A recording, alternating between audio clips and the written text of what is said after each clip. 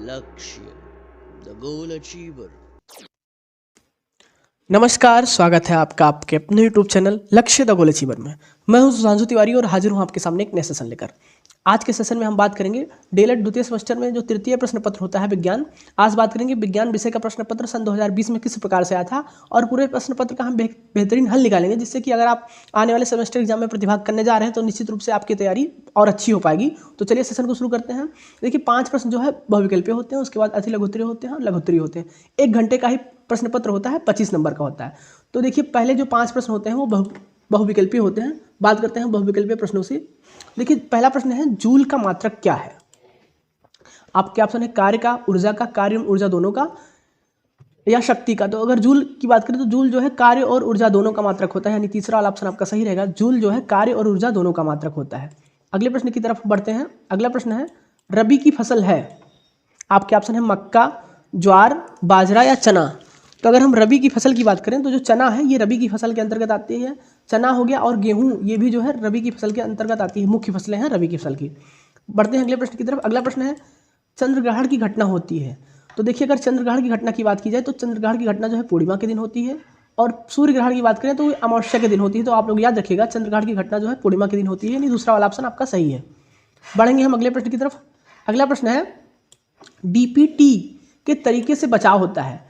DPT का तरीका जो है डिप्थीरिया से भी बचाव करता है, काली खांसी से भी, टिटनेस से भी। तो यानी डीपीटी जो बचाव करता है यानी उपयुक्त तीनों से बचाव करता है, यानी चौथा वाला ऑप्शन आपका सही रहेगा। देखिए इसमें CaSO4 में हमें CA की संयोजकता बतानी है। तो CaSO4 में जो है अगर CO की संयोजकता की बात करें तो +2 होगी, यानी दूसरा वाला ऑप्शन आपका सही है। CaSO4 में CA की संयोजकता +2 है। अगला प्रश्न है आपका अति लघुत्तरीय, यहाँ से शुरू हो जाएंगे।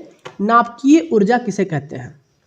देखिए नाभिकीय ऊर्जा किसे कहते हैं, तो अगर हम बात करें नाभिकीय ऊर्जा की तो रेडियोधर्मी पदार्थों के नाभिकों का विखंडन और संलयन होता है, तो उस समय जो ऊर्जा मुक्त होती है वही नाभिकीय ऊर्जा होती है। यानी रेडियोधर्मी पदार्थों के नाभिक जब नाभिकों अगर जुड़ते हैं या टूटते हैं, नाभिकों का संलयन होता है या विखंडन होता है, तो उस समय जो ऊर्जा मुक्त होती है वही जो है नाभिकीय ऊर्जा कहलाती है। यानी रेडियोधर्मी पदार्थों के नाभिकों के संलयन से या विखंडन से जो ऊर्जा मुक्त होती है वो नाभिकीय ऊर्जा कहलाती है, और इसका मुख्य उपयोग जो है विद्युत निर्माण में होता है। आप लोग याद रखिएगा बिजली बनाने में इसका मुख्य उपयोग होता है।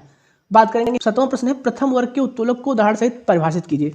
देखिए प्रथम प्रकार का जो उत्तोलक होता है उसमें आलम्ब जो है बीच में होता है, भार और आयाम के बीच में आलम्ब होता है। आप लोग याद रखिएगा अगर प्रथम प्रकार के उत्तोलक की बात करें तो ये आप अगर कैंची आपने ध्यान से देखा होगा तो प्रथम प्रकार के उत्तोलक के अंतर्गत आता है। इसमें कैंची अगर ऐसे मान लें तो यहाँ पे आलम्ब होता है, यहाँ पे भार होता है और यहाँ पे आयाम होता है जहाँ हम बल लगाते हैं। तो प्रथम प्रकार के उत्तोलक में जो कैंची आती है, तराजू आता है, सभी प्रथम प्रकार के उत्तोलक आते हैं।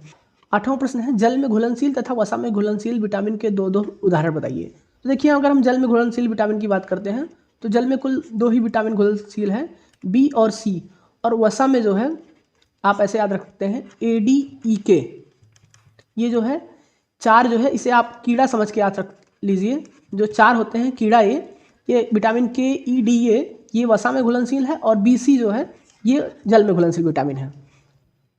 अगले प्रश्न की बात करें जल प्रदूषण के मुख्य कारण क्या हैं। देखिए जो कल कारखानों से अपशिष्ट पदार्थ निकलते हैं ये नदियों में जाकर गिरते हैं, इससे जल प्रदूषित होता है।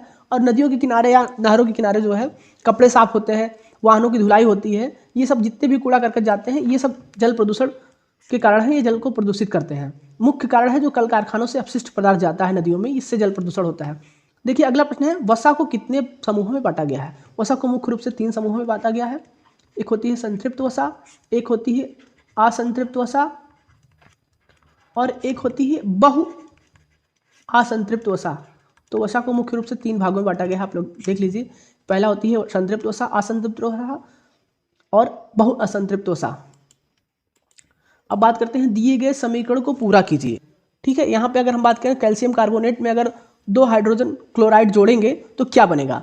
तो यहाँ पे जो बनेगा ये बनेगा CaCl2 calcium chloride plus CO2 plus H2O, यानी कि पानी बनेगा, कार्बन डाइऑक्साइड बनेगा और कैल्शियम क्लोराइड बनेगा। यही समीकरण है इसका। बात करते हैं अगले प्रश्न की। अगला प्रश्न है भौतिक और रासायनिक परिवर्तन में क्या अंतर है। बात करें अगर भौतिक और रासायनिक परिवर्तन की तो भौतिक परिवर्तन जो है 12वां प्रश्न है भौतिक एवं रासायनिक परिवर्तन में अंतर बताइए। देखिए भौतिक और रासायनिक परिवर्तन में पदार्थ के जो रंग रूप आकार में परिवर्तन होता है खाली, जबकि इसमें मूल रूप से पदार्थ ही चेंज हो जाता है। रासायनिक परिवर्तन में खाली उसके पूरा पदार्थ बदल जाता है। भौतिक परिवर्तन की बात करें तो अगर कारण हटा लेते हैं तो पदार्थ जो है अपने भूतपूर्व अवस्था में पहुंच जाता है। इसमें कारण हटाने पर पदार्थ जो है अपने पूर्व अवस्था में नहीं प्राप्त हो सकता है। इसमें जो है भौतिक परिवर्तन में नया पदार्थ नहीं बनता है, रासायनिक परिवर्तन में नया पदार्थ बन जाता है। तो ये भौतिक और रासायनिक परिवर्तन में आप ऐसे याद रख सकते हैं कि भौतिक परिवर्तन में उसके रंग रूप आकार में खाली परिवर्तन होता है, जबकि रासायनिक परिवर्तन में उसका मूल गुण ही चेंज हो जाता है। भौतिक परिवर्तन में अगर कारण हटा दें तो पदार्थ भूतपूर्व अवस्था प्राप्त कर लेता है, जबकि रासायनिक परिवर्तन में कारण हटाने पर पदार्थ भूतपूर्व अवस्था नहीं प्राप्त करता है। भौतिक परिवर्तन में नया पदार्थ नहीं होता है, जबकि रासायनिक परिवर्तन में नया पदार्थ बन जाता है। मनुष्य के श्वसन तंत्र का नामांकित चित्र बनाइए। देखिए आप नामांकित चित्र खुद बना लेंगे। उसमें श्वास नली होती है, फुफ्फुस नलिकाएं होती हैं, सभी होता है। अगर बात करते हैं अगले प्रश्न की, प्रोकैरियोटिक तथा यूकैरियोटिक कोशिकाओं में अंतर स्पष्ट कीजिए। देखिए प्रोकैरियोटिक और यूकैरियोटिक कोशिकाओं की बात करें तो प्रोकैरियोटिक जो है सरल कोशिकाएं होती हैं और यूकैरियोटिक ये जटिल कोशिकाएं होती हैं। प्रोकैरियोटिक कोशिकाओं की अगर बात करें तो ये जीवाणुओं की कोशिका होती हैं और ये जो है पादप एवं जंतु, ये जो है यूकैरियोटिक के अंतर्गत आता है। और जो जीव हैं ये जीवाणु ये प्रोकैरियोटिक के अंतर्गत आते हैं। श्वसन तंत्र होता है प्रोकैरियोटिक में, इसमें जो है श्वसन तंत्र नहीं होता है। इसमें जीवद्रव्य होता है, इसमें जीवद्रव्य नहीं होता है। ये सभी अंतर हैं। देखिए अगला प्रश्न है उत्तोलक क्या है, इसके प्रकार उदाहरण से समझाइए। देखिए उत्तोलक जो है एक सीधी या मुड़ी हुई छड़ होती है जो एक बिंदु के सहारे घूमती है, यही होता है उत्तोलक। उत्तोलक के मुख्य रूप से 3 प्रकार होते हैं। प्रथम प्रकार के उत्तोलक, द्वितीय प्रकार के उत्तोलक और तृतीय प्रकार के उत्तोलक। प्रथम प्रकार के उत्तोलक में जो है आलम्ब बीच में होता है, आलम जो होता है ये आयाम और भार के बीच में होता है।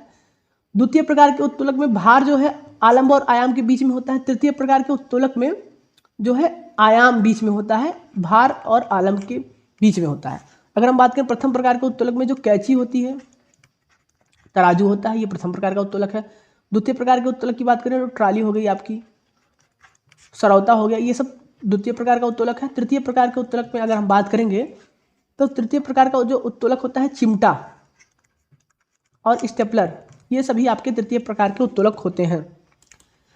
17वां प्रश्न है बिरंजक चूर्ण, इसका फार्मूला लिखिए। तो बिरंजक चूर्ण का जो फार्मूला होता है CaOCl2, इसे ब्लीचिंग पाउडर भी कहते हैं। ये पानी को शुद्ध करने में इसका उपयोग किया जाता है, पानी को शुद्ध कर देता है ब्लीचिंग पाउडर CaCl2, इसे बिरंजक चूर्ण के नाम से जानते हैं। बेकिंग सोडा की अगर बात करें तो सोडियम बाइकार्बोनेट, इसे ही बेकिंग सोडा कहा जाता है, NaHCO3, ये जो है खाने में उपयोग किया जाता है। बेकिंग सोडा जो है खाने में उपयोग किया जाता है। धावन, बेकिंग सोडा मतलब बेकिंग मतलब आप समझ लीजिए कि बनाने से संबंधित है, इसका उपयोग खाने में किया जाता है। इसका सूत्र होता है NaHCO3 यानी सोडियम बाइकार्बोनेट। और अगला है धावन सोडा, तो Na2CO3, इसका उपयोग जो है कपड़े को धुलने में किया जाता है। तो कुल मिला के बेकिंग जो है बेकिंग सोडा ये खाने में उपयोग होता है, इसे सोडियम बाइकार्बोनेट कहते हैं। धावन सोडा जो है सोडियम, ये जो है सोडियम कार्बोनेट होता है, ये कपड़े धुलने में उपयोग होता है। और CaOCl2 बिरंजक चूर्ण यानी ब्लीचिंग पाउडर, ये पानी को शुद्ध करने में इसका उपयोग किया जाता है। संतुलित आहार क्या है, 18वां प्रश्न है, आखिरी प्रश्न है। संतुलित आहार क्या है, तो ऐसा आहार जिसमें शरीर के लिए जो सभी आवश्यक तत्व हैं, विटामिन हो गया, कार्बोहाइड्रेट हो गया और प्रोटीन हो गया, वसा हो गया, ये सभी मौजूद होते हैं, वो संतुलित आहार कहलाते हैं। संतुलित आहार मनुष्य के लिए क्यों आवश्यक है, तो मनुष्य को अपने जो दैनिक कार्य होते हैं उनको करने के लिए ऊर्जा चाहिए। ऊर्जा जो है ये संतुलित आहार से ही प्राप्त होती है। मनुष्य का जो शरीर वृद्धि करता है प्रोटीन से, उससे ऊर्जा कार्बोहाइड्रेट से मिलती है। जब मनुष्य श्वसन करता है तो कार्बोहाइड्रेट जो होता है वो छोटे छोटे टुकड़ों में ग्लूकोज और फ्रक्टोज की टूट जाता है, जिससे उसे ऊर्जा मिलती है और अपना दैनिक कार्य कर सकता है। इसलिए उसे संतुलित आहार की आवश्यकता होती है।